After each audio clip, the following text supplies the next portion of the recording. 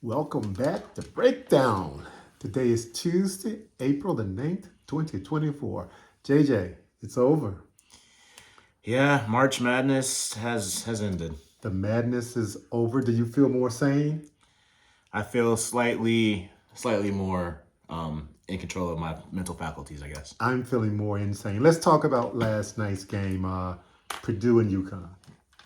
Let's do it. The last two standing. Purdue back to back. One last night, 75 to 60. Back to back national champions. Yeah, the Yukon Huskies are back-to-back national champions. What's your take on the game? The game went pretty much the way I anticipated going at first, where Purdue was carried by Zach Edey. I think he had 11 of their 16 points to start when it was 16-16. It was still a tie game. Um, you know, What's your take on big versus big? Zach Edey versus Klingon. I think Zach Edey was more dominant than Klingon. He's the better college player. That's why he's the two-time national player of the year, first one since Ralph Sampson. He was a deterrent on the defensive end, and he was more dominant on the offensive end. But Klingon did a good job of showing his mobility, his defensive prowess, his instincts, and showing why he'll be the first center drafted in the NBA. Who was the unsung hero in that game? The unsung hero. I would probably say the person that I think will be drafted first from Connecticut, not Donovan Cleveland. I'm gonna go with Stephen Castle. Okay. He didn't win the most outstanding player like his backcourt mate. He didn't get talked about like Klingon did because of the matchup with the two 7-footers. But he made open shots. He missed a lot of open shots as well. But he made open shots. He made layups. He was a defensive. He was a defensive force. Braden Smith, was able to score I think once or twice on him, but most of his 12 points, I believe, were scored on a defender than Stephen Castle, and Fletcher Loyer didn't score a single point. Mason Gillis also didn't score a single point. He did spend some time guarding both of them. What's Fletcher Lawyer, Foster Lawyer on the floor to do? Fletcher? Fletcher or Foster? Well, Foster's the brother that went to Michigan State and transferred to Davidson. My bad. Fletcher, what was the question about Fletcher? What's his purpose on the floor? What is his job? He is to make threes, and he was unable to do that because of the. When it comes to threes, Purdue took 7 shots, 3-point shots. Mostly they were feeding the man in the middle, so they were not taking a lot of outshots. How many of those threes did they make? Of those 7 shots, how many did they make? I only remember Braden Smith making one. I don't remember too many. That's what they made. One. They shot 14% from 3-point land. 1 out of 7. Yeah, Mason Gillis is the Big Ten Sixth Man of the Year for a reason. He shot 49.5% from 3 during the regular season. But I'm not at all surprised by this. I've seen it before when the lights are the brightest. Where you can't rely on Mason Gillis to be your 4th best player. You can't have Fletcher Loyer be your 3rd best player.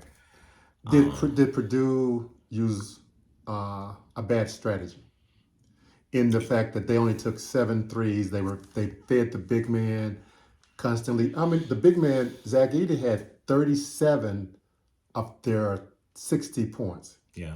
He had 62% of their total points.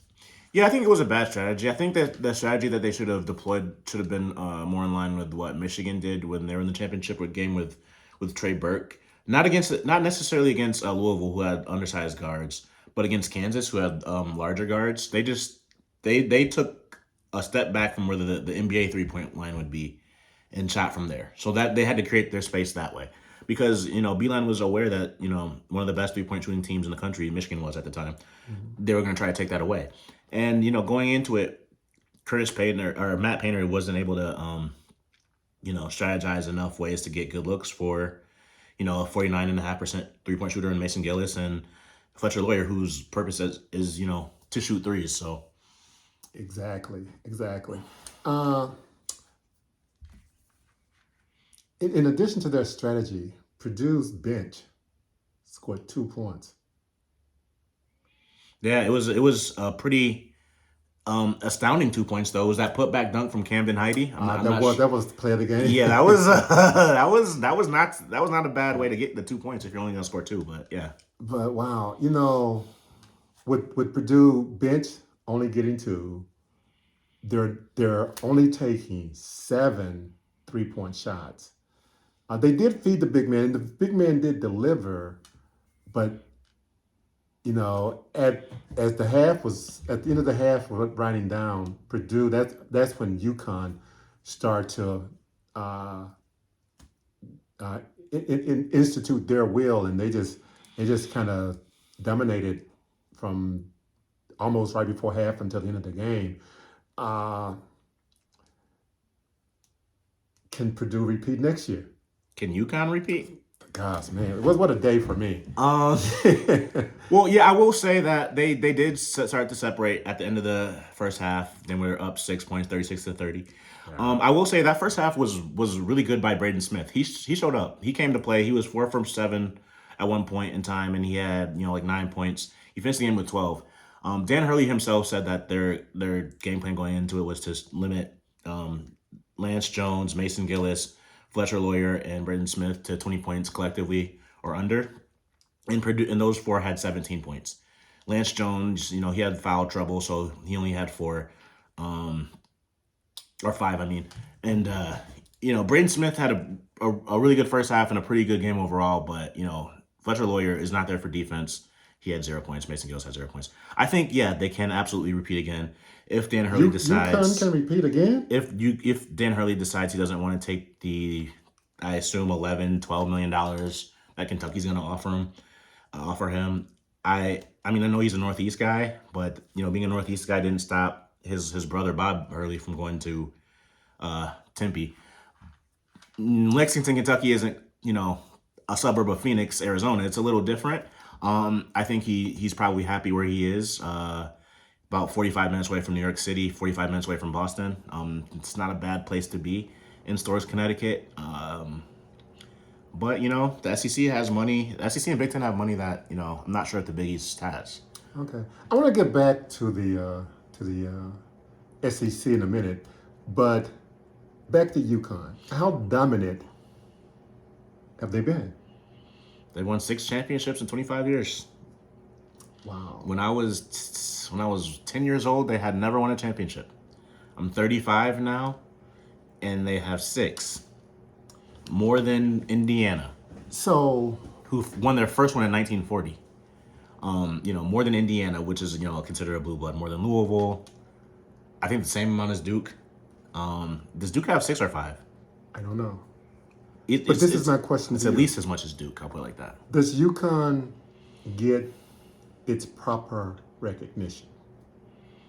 Oh, they absolutely get their proper recognition from me. I mean, Okay. from people that talk about college basketball, UConn is talked about. They're recognized. They're decorated. From their NBA players that they've put out, their coaches. I mean, I think every coach that's coached in there since '90 has won a championship. I mean, it's just they get the coverage. Storrs, Connecticut is not very far from Bristol, Connecticut. That relationship is very much noted. I think there was a time when they might have been overshadowed by the women's team. The women's team was getting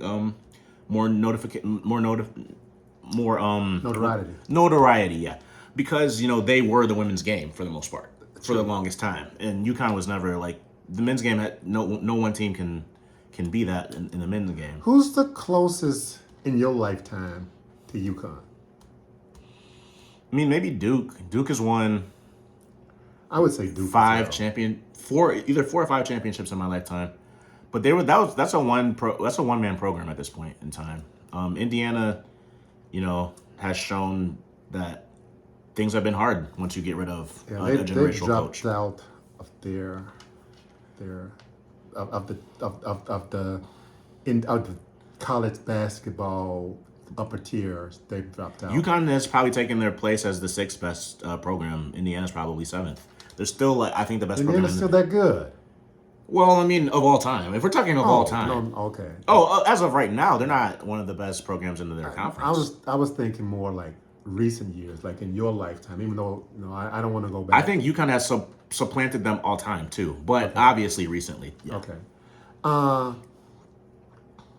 JJ, UConn will be losing their big man and be losing the guy you said will be drafted ahead of their big man, and Stephen Castle. and still you see there's not been difficulty with them repeating. No, they have guys waiting in the wings. Okay. They're gonna lose the most outstanding player from the tournament. He's gonna get drafted in probably the first round. You know, they're losing Donovan Clingan and they're losing Stephen Castle, but Samson Johnson's coming back, the backup center who has like 70% of his points are dunks, but he's coming back. They're recruiting. I mean, Dan Hurley told was it? He was on somebody's show, like one of those Dan Patrick type of people. Maybe it was Dan Patrick, but he told him his recruiting philosophy is, you have to get 1 or 2 impact transfers in the portal. You have to get 1 to 2 at most freshmen, and you have to keep 1 to 2 impact players around. Okay. And that's the type of philosophy that Houston's coach utilizes. If you studied like how he attacks the transfer portal versus like the freshman recruiting class versus getting guys to stay. Houston kind of has the same philosophy, and that's why I expect Houston to be back there, and I expect Hurley to be back there. Well, let me ask you about Purdue next year. Okay. They're losing 2-time Player of the Year in Zach Edey. Mm-hmm. Can they be a contender next year? In the Big Ten, no. I would not say that they could be a contender in the Big Ten. I think I've seen some way too early top 25 lists that have them in the top 20. I think that's a bit of a stretch. I would say that they probably could be a top 25 team. But, top 20 seems... I mean, I've seen them some where they had them at top 15, which I don't think you can lose Zach Edey and replace that. I tend to agree with you there. JJ, let's go, if you would please, to the ladies. Okay. Another Big Ten team lost the championship. The Big Ten, their drought continues. However, the ratings for the ladies. Yeah. LSU and Iowa. Well, first let's congratulate Dawn Staley and the champion South Carolina exactly. Gamecocks. I was getting there, but Lady Gamecocks. Let's congratulate them. Dawn Staley's gotten her third. 2 out of 3. Yeah. 2 out of 3, and Dawn Staley has her third. I just wanted to make sure that they got the recognition because there had been some criticism that recently, some of the overtures and like the wrap up of the women's basketball season, it didn't even include pictures of the winning coach or team. It was just, a certain player and a certain team that we all know. But we should congratulate them. But yes, the ratings have been crazy out of the world for women's basketball, and it has been because of a lot due to Caitlin Clark.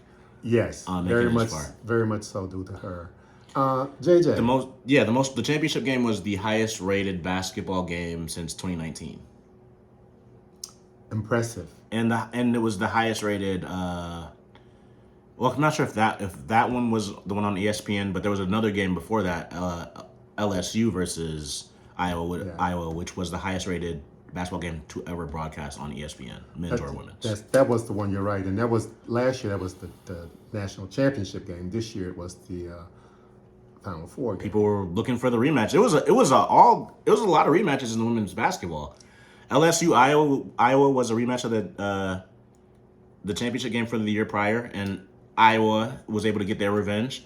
And Iowa South Carolina was a rematch of a Final Four game from the year past, and South Carolina was able to get their revenge. I mean, everyone got their revenge. I think you got it slightly backward. Okay. Last year, LSU and Iowa was the championship game. That's what I said. Yeah. Oh, I thought you did. And South Carolina and Iowa was the Final Four game. That's okay. I'm pretty sure I said that. Okay, JJ. Mm-hmm. Dawn Staley had a great comment yesterday. Their president gave their school the day off. So Monday there was an eclipse, and South Carolina had the day out of school because of the basketball team. And Dawn Staley said she would like to make it an annual holiday. What are the possibility of they getting the day out of school next year? Well, I mean, she's gonna have to win annually. But they have a lot of returnees. They had a dynamic freshman, number 12, who was just so quick and could, I don't know who's gonna be able to stay in front of her. They had another freshman, number 5, Johnson. She had 18, 19 points. She had her career high. She was knocking them dynamite. down from She three, was. from mid range. She had no fear. And those are freshmen, so obviously they're gonna lose their big woman in the middle, the 6'7" center from Brazil. She's going to be a top 5 pick in the WNBA draft, which is going to be very soon. And the WNBA season starts in 5 weeks. The draft is a week from today. Yeah, and then 4 weeks later, continue to play basketball, ladies. But so anyway, South Carolina is losing a lot. But last year they lost the number 1 pick in the draft, who was the Rookie of the Year and All-Star. And what did they do? They went undefeated and won the championship. So you're telling me, telling me that South Carolina and UConn could both repeat next year? I think South Carolina will be the favorite to repeat next year. UConn won't be the favorite. I think they'll be in the top 10 for favorites, but South Carolina is the odds-on favorite. I would expect to win the championship next year. JJ, can we move on to coaching? Yeah, let's do it. We got a couple minutes left. Let's talk about John Calipari.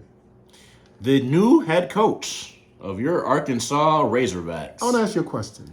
Yeah. The moment you heard that Eric Musselman was leaving Arkansas, how long did it take you to think, man, I bet you Arkansas is going to get John Calipari to replace him? It didn't come to my mind once. I thought it was going to be Will Wade. If I'm being honest, I hoped it wouldn't be Chris Beard. There was a lot of different names that went through my mind, but I never once came to the conclusion that John Calipari would be the coach of the Arkansas Razorbacks. Let me ask you a question, JJ. Does Calipari to Arkansas make sense? Yeah, in this weird alternate timeline that we live in, yeah, I would say it makes sense based on the circumstances that he found himself in, based on the circumstances that Arkansas found themselves in. I would say it made sense, but it doesn't make sense from when you take the 3,000 mile view of it, it doesn't make sense. But when you're in the forest and you're looking around through the trees, it makes sense. Okay. Well, let me ask you a question, JJ. Did it make sense to you? It does. But let me ask you a question. Who should be more grateful to Arkansas? The Kentucky fans or Calipari? Oh, the Kentucky fans. Well, depending on who they get. I mean, I think that's all contingent on who they get. If they can get Dan Hurley, I would say the Kentucky fans should be incredibly grateful to the University Should of they be Arkansas. grateful just for the fact that they no longer have to deal with John Calipari? In some respects, yes. I think that they should. But they could also get someone that, I mean, they could get turned down. I don't know. Stranger things have happened. That's true. Well, JJ, who are the winners and losers in the who are the winners and losers in the Calipari to Arkansas? I would say a winner is John Calipari. He doesn't have to face the scrutiny that he was going to face in Lexington.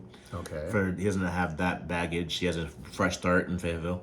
He's a winner. I would say Kentucky, it's incomplete. We have to see who they get, but they don't have to pay him $33 million, so they could be a winner. Arkansas, I don't know. Not my favorite person to root for, but I mean, he's not. I think he's gonna bring talent to Arkansas. I think he could be rejuvenated. He could bring a chip on his shoulder. He could win a championship at Arkansas. Eric Musselman was able to get to an Elite Eight. He could absolutely win a championship at Arkansas. I wouldn't say it would happen next year, but if he is reinvigorated, he has the right people around him. He does the right things. I think he absolutely can do that. John Calipari is 65 years old. The odds are high that he will bring with him to Fayetteville the fired coach, the coach from Louisville, who used to be an assistant at with John Calipari. Also, how he would bring him with him. His son. And his son, yep. But JJ, who do you think has more to prove, John Calipari or Eric Musselman? John Calipari has more to prove. Eric Musselman is not going to probably go down as a Hall of Fame coach. John Calipari is a Hall of Fame coach. He's won as many titles as Kevin Ollie, and he got pushed out of Kentucky. The same way, not his predecessor, because Billy didn't even get that long, Billy Gillespie, but it was very eerily similar to what they used to call 10-loss Tubby Smith when he left from Minnesota. He didn't technically get fired, but the heat was on and he didn't want to have to deal with it, and so he took Minnesota. And John Calipari did the exact same thing with Arkansas. Let me talk about the Kentucky job. How desirable is that job? And we're going to talk about some coaches, potential coaches in a moment, but how desirable is the Kentucky job? Is the Arkansas job more desirable than the Kentucky job? No, not without the $5 million worth of NIL. I don't think it's more desirable. I do think it's comparatively desirable. I think depending on how big your ego is, how much attention you want, the Kentucky job can bring you that. No, because of the fan base, because of the audience, like because of like the viewership. It depends. No, Depends on what you want. My real question though is how desirable is the Kentucky job? How would you rate it among college basketball jobs? I mean, it really depends on what you want. Some people prefer like going to Texas or Michigan or somewhere else where you don't the heat will never fully be on you like the way it is at a basketball blue blood. But as it pertains to blue bloods, I think it's the second best job. I'd say North Carolina is the best job. When you factor in like location, the ability to recruit, the talent around you, the success of the historical success, I would say UNC is the best program in history. And Kentucky, I would say, is probably second. I mean, Duke has a lot to prove with John Shire. Indiana has fallen off the face of the earth for the most part. UCLA, same. As far as the blue bloods go, Louisville, they had their worst couple years in history. So I would say, yeah. Well, Lexington, Kentucky isn't the worst of the blue blood. I mean, it's better than Lawrence, Kansas. I mean, if you have to live there. Before we get out of here, let's talk about where would you put Kentucky as a job? I don't like to talk about history per se. I'm more focused on like more recent history, not like what happened yesterday. But I like to. No one's gonna talk about like Army like winning the champion Heisman. I like to go back like 5 to 10 years. Okay. And during the 5 to 10 years, I would put Kentucky ahead of UConn, and then UConn. That's the way I would do it. Okay, but that is interesting. Just an opinion. But JJ, you talked about the desirability of Kentucky. Who are some potential coach?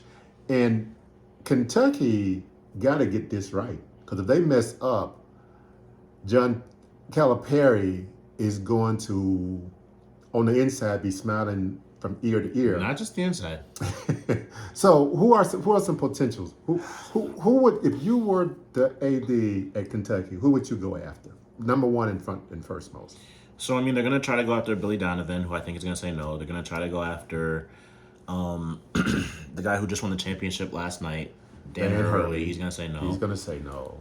But he should get a nice little raise from it. He's gonna go after Scott Drew. He might say yes. I mean, he's literally built Baylor's program. They had won one NCAA tournament game before he got there, and now they have a championship. And they have a top 4 recruiting class coming in next year. They're a perpetual program that you have to deal with. So I mean, he could leave Baylor, say, hey, I built this program. You guys will always love me, and go to Kentucky. So he might say yes. After that, Shaka Smart, I've heard his name be thrown around. I'm not sure if he didn't like Texas. I'm not sure if he would like Kentucky. You know what? Shaka, don't go to Kentucky. I think Shaka would be great somewhere at UConn, like UConn, if Dan Hurley were to take Kentucky or something like that. I think Shaka would be great somewhere like UConn. I don't think he should go to Kentucky, but I've heard his name. I've heard somebody else too. What about Nate? I've heard Chris Beard. I've heard Nate Oates will not be at Kentucky. I mean, but if you were AD, would you even consider? Yeah, I'd consider Nate Oates. Nate Oates is out. I'm not sure if it has anything to do with some stuff, some scandals. But what about the guy at St. John's right now? Rick Pitino. The septuagenarian, the 71-year-old that you've already got married to and divorced from, and then went on to coach your biggest rival. Yeah, I've heard that name as well. That is a pipe dream, and that just is a testament to Rick Pitino's, the people that that the relationships that he has from the championship days at Kentucky. Okay, so there's one name you have not mentioned. And what name is that? Sean Miller. I've heard that name as well. Okay, you didn't mention. Would you consider him? Yeah, I mean, I think he's a really good coach. Do you think he would take the job I think he would walk to the job from Xavier. I think he would walk from from Cincinnati Cincinnati, to Lexington? yeah. Okay, so JJ, you pretty much told me that the two candidates most likely to take it are Scott Drew and Sean Miller. Yeah, as far as most likely, yeah. No matter what, yeah, like as long as you gave them a reasonable offer, I think that they would take it. And how well do you think they would do at Kentucky? I think Scott Drew is a really good coach. I think he'll do fine. I don't know if he has the right personality for Kentucky. When you think of like Patino and Calipari and even Tubby was he was like distinguished gentleman or whatever, but he would get a little bit more animated than I've ever seen Scott Drew get. I don't know if he's I'm not sure if he has the right personality for Lexington, but I think if he wins, I don't think they're gonna care. Well, JJ, I think we're almost done with college basketball for a while. Yeah, it's Makes gonna you be. does it make you as sad as it does me? Oh, it makes me a lot more sad. College basketball is that's my favorite sport, so Okay. it is. I mean, we could go on and on and on and on and on. I know I have a zillion questions I could ask you, but I think it's probably time we get ready to turn the lights off on this program for tonight. Yeah, it's gonna be a new head hog in town in Fayetteville. It's gonna be an adjustment, but it's still Woo Pig Suey, I guess. Can we get out of here? Let's go. WPS, Wool Pig Suey. I guess.